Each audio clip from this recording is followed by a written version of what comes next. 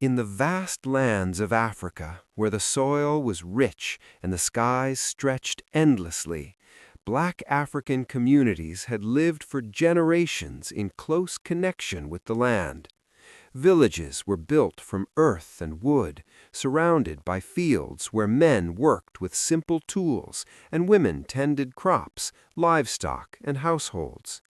Children grew up learning from their elders, helping with daily tasks, and playing freely in open spaces.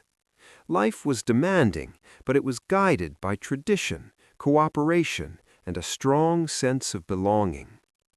This balance began to change during the age of European expansion, when white English colonial forces extended their reach into African territories.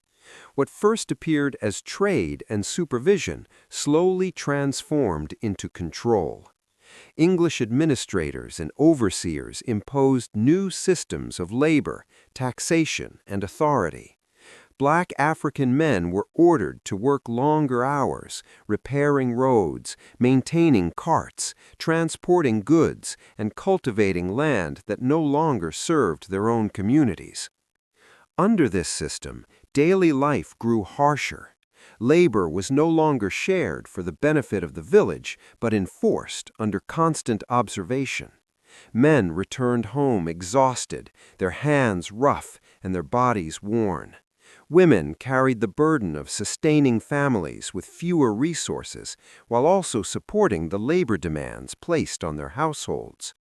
The presence of English authority was felt everywhere, from the fields to the marketplaces, changing how people lived, moved, and spoke. Children were deeply affected by these changes.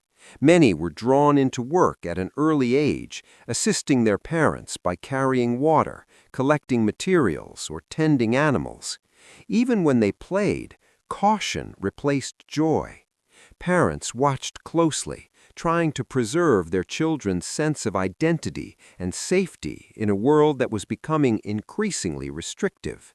Stories of ancestors and cultural traditions were passed down quietly, often at night when the village gathered away from watchful eyes. Despite the pressure, Black African communities showed remarkable resilience. They adapted without surrendering their humanity. Elders continued to teach values of respect, unity, and endurance. Songs were sung softly, rituals were practiced discreetly, and mutual support remained strong. These acts, though small, became powerful forms of survival, ensuring that culture and dignity were not erased. Markets became places of quiet resistance as well as necessity. People traded goods, shared food, and exchanged information. Women played a crucial role in sustaining social bonds, while men supported one another through shared labor and unspoken understanding.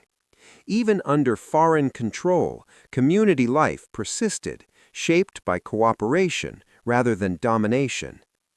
As years passed, children grew into adults who knew both hardship and strength. They had witnessed control and loss, but also solidarity and hope. The land still carried their footsteps, and the villages still echoed with their voices. Though the weight of empire pressed heavily upon them, it did not completely define them. In the end, the story of Black African life under English colonial rule was not only a story of suffering, but also one of endurance. Families survived through unity, culture, and quiet determination. Beneath the authority of empire, the spirit of the people remained alive, rooted in the land, passed through generations, and carried forward into the future.